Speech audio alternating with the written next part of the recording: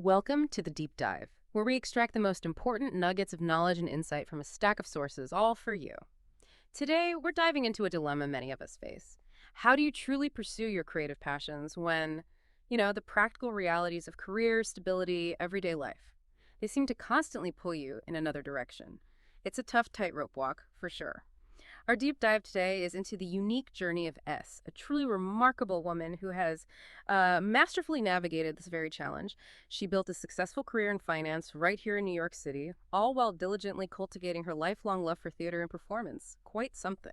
We've distilled insights from an in-depth interview with S, pulling out the key strategic choices, those pivotal moments, and the specific mindset that allowed her to strike this incredible balance.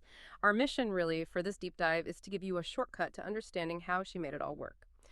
So get ready for an inspiring story about making thoughtful choices without sacrificing what truly makes you happy. Okay, let's unpack S's early life, starting with her incredibly busy high school experience in a major Chinese city. And this wasn't just your typical demanding academic schedule, not at all. S was preparing for local exams across 10 subjects and simultaneously gearing up for U.S. college applications. We're talking TOEFL, that's the English test, SAT, IN2, the aptitude and subject tests, and AP exams. All of this while keeping up excellent school grades for her GPA. It just sounds like a nonstop, honestly exhausting schedule for anyone. But what truly captures our attention here, what's really interesting, is how amidst all this academic rigor, S discovered her deep passion for drama. She joined her school's drama club way back in middle school and actively acted in and directed 2 plays annually throughout high school. So this clearly wasn't just some casual hobby. It was a significant, disciplined part of her identity even then. Her high school journey actually culminated in some pretty impressive creative projects, too. After submitting her early college applications, she wasn't just, kicking back. She volunteered at a local drama center, participated in a film festival, and even made a 20-minute microfilm with friends to commemorate their school life. Wow, she really made the most of every moment, even during those intense high school years. What's your read on this, particularly how these early, diverse commitments might have shaped her future approach? That's a great point. What S's early choices reveal isn't just about exploring options, I think. It's more about developing a discipline of dual focus. She wasn't just dabbling. She was rigorously pursuing both academic excellence and this deep creative passion simultaneously. It wasn't just about finding what she loved, but maybe building the skills to manage multiple high-level commitments right from the start. If we look at the broader picture, it kind of highlights how cultivating this sort of both-hand mindset early on can become foundational for later success in balancing a complex life, rather than feeling forced to choose just one path over another later. That's a really insightful way to put it. Okay, moving on to university life. S ultimately chose a university here in New York, and she admits she was quite silly in her initial school selection, not really considering geographical location at all. Kind of funny, right? She now sees it as lucky and maybe even destined that she ended up in NYC. She recognized that her personality likely wouldn't have thrived in a more rural setting, especially with her love for theater. What a fortunate turn of events, then. Serendipity. Totally. So, when it came to major choices, she pursued a joint major in economics and political science, specializing in international politics. While her initial interest leaned towards international relations, she paired it with economics. Why? She felt it would be safer and better for job prospects. She describes this choice as a clear balance or maybe a trade-off, really prioritizing a solid foundation for her career. Sounds like a very conscious, very pragmatic decision, even at that stage. Absolutely. But even with this practical academic path, S absolutely did not abandon her passion, not even close. Despite not majoring in theater, she kept engaging with it. She participated in theater clubs and even took a New York theater course in her senior year. Oh, interesting. What did that involve? Well, that class let her explore the whole Broadway and off-Broadway market, sort of deepening her understanding of the industry side of things. Plus, she also added a German minor, which just showcases her broad intellectual curiosity, beyond just her core majors. Her interests were definitely diverse. And S's university experience wasn't just confined to classrooms and stages, far from it. Her campus life truly broadened her horizons in incredibly vibrant and sometimes pretty amusing ways. She participated in a toddler learning center, basically a Saturday daycare, where she even met a friend who later became a teacher. And get this, she was on the ping pong team. No way. Yep. She amusingly recalls winning NYC women's singles 4th place out of just 6 participants, mind you, despite never having any formal training. Huh. That's fantastic. Good for her. It just speaks to her willingness to try new things and fully embraced campus life, I think. That breadth of activity really does stand out, doesn't it? And speaking campus life, S notes her school was quite career-oriented, which she says led to some anxiety among first-year students. The pressure to find internships, build resumes early on. But on the flip side, it also provided excellent career education resources, resume workshops, employer recruitment events, the whole package. She contrasts this with maybe more academically focused liberal arts colleges. So this raises an important question. How much did this career-oriented environment influence her safe bet major choices?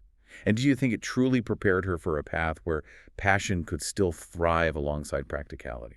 That's a crucial observation, yeah. The environment undeniably played a role. For someone like S, who describes herself as non-idealistic and practically minded, that early exposure to the job market was probably very beneficial. Right. It gave her a clear view of the pathways. Exactly. It allowed her to clearly see the pathways available and make informed decisions, like pairing international relations with economics for those better job prospects.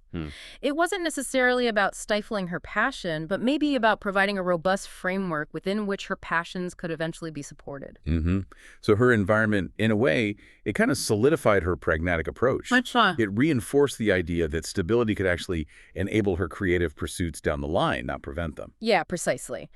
Okay, moving on. Puria's path into finance wasn't entirely direct. It wasn't like undergrad straight into banking. She actually chose to pursue a master's in international finance at her university. And this decision was heavily influenced by a study abroad dilemma, a real fork in the road. What happened there? Well, she'd wanted to go to Germany for half a year, but she worried, quite rightly, probably about missing crucial summer internships back in the U.S.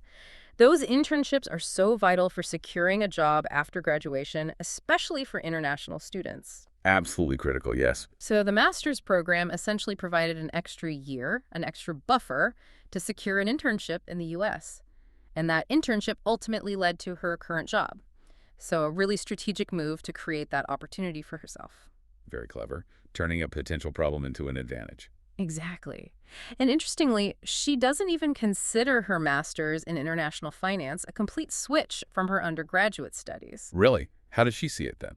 She sees it as more of a liberal arts kind of finance. Meaning? Meaning it focused more on the broader macroeconomic and political science trends, the why behind the numbers, you could say, which aligned perfectly with her previous economics and political science background. It wasn't like diving purely into granular financial models or corporate finance. Got it. So less hardcore number crunching, more big picture strategy. Pretty much. It felt like a natural evolution of her interests, not some radical pivot. So where is she now? S currently works in financial product sales for a bank here in New York. Specifically, she deals with institutional clients. Think pension funds, insurance companies. Big players. Right, large organizations managing vast amounts of money. So her role involves building long-term relationships and understanding their complex financial needs. She describes her first few years as fairly routine, with clear progression, where promotions were relatively automatic. However, she does note that later stages will bring more performance pressure as she transitions to a senior sales role. Which makes sense. The metrics become more client-driven, I imagine. Exactly. More about hitting targets, bringing in business. But what's truly fascinating here, I think, is the beautiful balance S has achieved, especially considering the demanding reputation of the finance industry. Her specific role, financial product sales to institutional clients, unlike maybe some other high-pressure client-facing finance positions, offers regular hours, largely fixed end times. And this isn't just like a stroke of luck, as actively sought and cultivates this environment. How so? Well, she understood that working with institutional clients often means aligning with their business hours, which are typically more predictable than, say, working on trading floors or in private equity deal-making. Ah, okay. That makes sense. Predictability is key. Absolutely crucial. Because that predictability allows her ample time in the evenings to pursue her beloved hobbies. She spends her free time watching plays, watching movies, and even actively acting in student films, short films, doing stand-up comedy, and improv. Wow, she's still really active creatively then. Very. And this really exemplifies her work-for-life philosophy. It was a conscious choice, it seems, to select a career that supports her passions, rather than demanding their sacrifice. It's a testament, really, to the idea that you can proactively engineer your career to serve your life goals, not just your financial ones. That's such an important distinction, isn't it? It's not just having a job, but having the specific job that creates that essential space. And as S reflects on her journey, she feels her choices were quite good and, in her words, almost destined. She describes her personality as moderate, someone who doesn't want to take particularly big risks. That self-awareness seems absolutely key to understanding her path. Totally. She thoughtfully considered a full-time career in theater, but ultimately deemed it too risky. She cites challenges with visas and legal status for many international theater graduates who ended up having to return to China. It made it a very uncertain path in the U.S. A major practical barrier for many, unfortunately. Definitely. So her economics and political science background, leading eventually to finance, was her safe and steady road. It provided the stability she sought. This raises a really interesting question, though, about how we define success and risk. Mhm. S explicitly states she feels she never pushed myself into a corner or to an all-or-nothing situation, and that this approach suits me better. But, for many, especially in creative fields, that all-or-nothing leap is often romanticized. It's seen as essential to truly make it. Hmm.